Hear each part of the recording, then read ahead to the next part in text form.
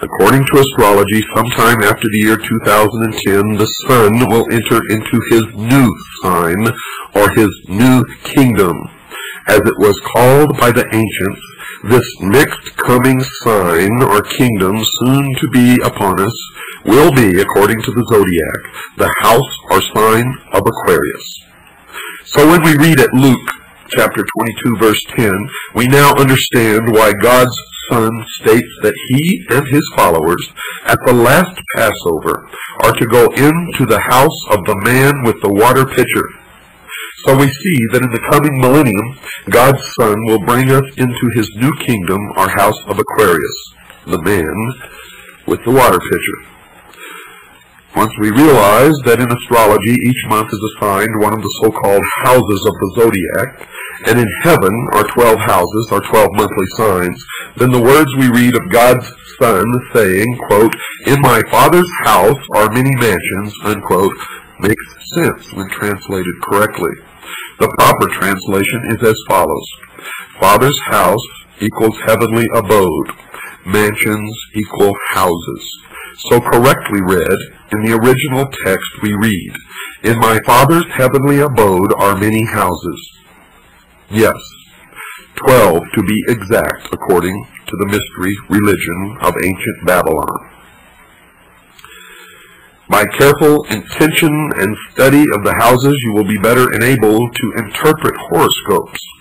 It is well to remember that just as the influence of one planet in one sign may be effected for good or ill by another planet in another sign, so the influence of planets in signs in general may be strengthened, weakened, enhanced, afflicted, or otherwise altered by the influence of planets in houses, according to their beliefs.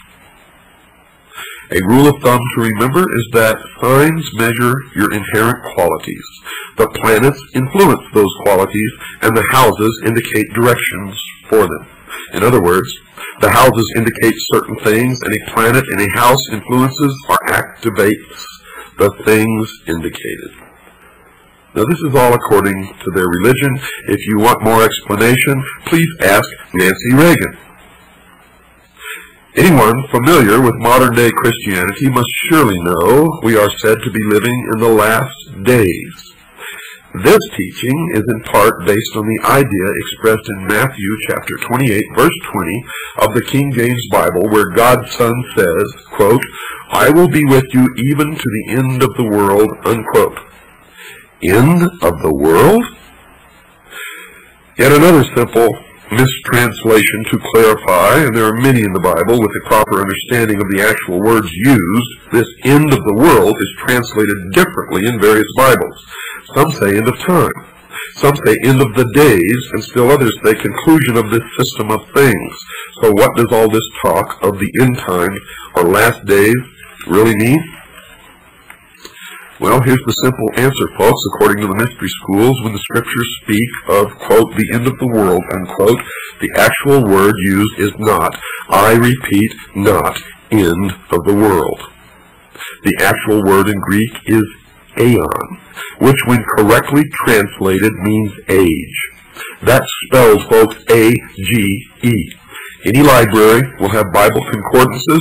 Strong's Bible Concordance is a good reference work to use here. Look up the word age in any secular dictionary or Bible concordance. There you will find the word for age is from the Greek aeon, or A-E-O-N. Remembering that in astrology each of the 12 houses or signs of the zodiac corresponds to a 2,000-year period of time called an age, we now know we are 1,992 years into the house or age of Pisces.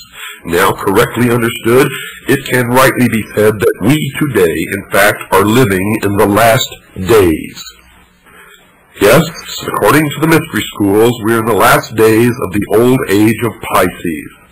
Soon, God's Son will come again into his new kingdom, or new age, and that's where all this new age movement and new age comes from, new age of Aquarius, man with the water pitcher, Luke chapter 22, verse 10. That's right, folks, the new aeon, or the new age. This, according to the mystery schools, is the perversion of Christianity. This is the theme of the Bible, God's Son and his coming kingdom age, the new age of Aquarius. Now, what you choose to believe is your business. Remember, don't get mad at me. I am teaching you the mystery religion of ancient Babylon. And I am telling you right now, many people practice this mystery religion in secret, and they hate Christians. They hate Christians because they believe that Christianity is a perversion of their religion, and thus is their enemy. When viewing the shimmering rays of sunlight on a body of water at dawn or sunset, according to the mystery schools, one can still see today how God's Son walks on water. Good night, and God bless you all.